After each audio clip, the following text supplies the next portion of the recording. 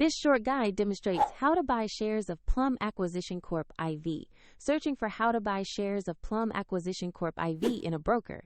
Plum Acquisition Corp IV trades on NASDAQ under the ticker PLMK. This is an educational overview, not financial advice. To trade, you need a broker, and we use eToro as an example to show the steps.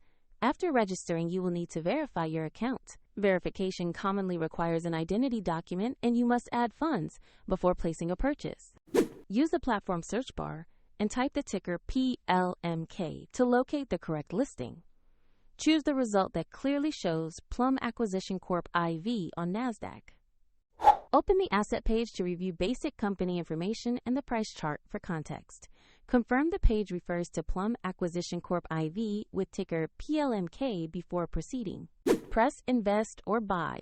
Enter the amount you want to purchase, then carefully review and confirm the order details. If the market is closed, the order may execute when it reopens. And if funds are insufficient, the platform will prompt you to add money before confirming.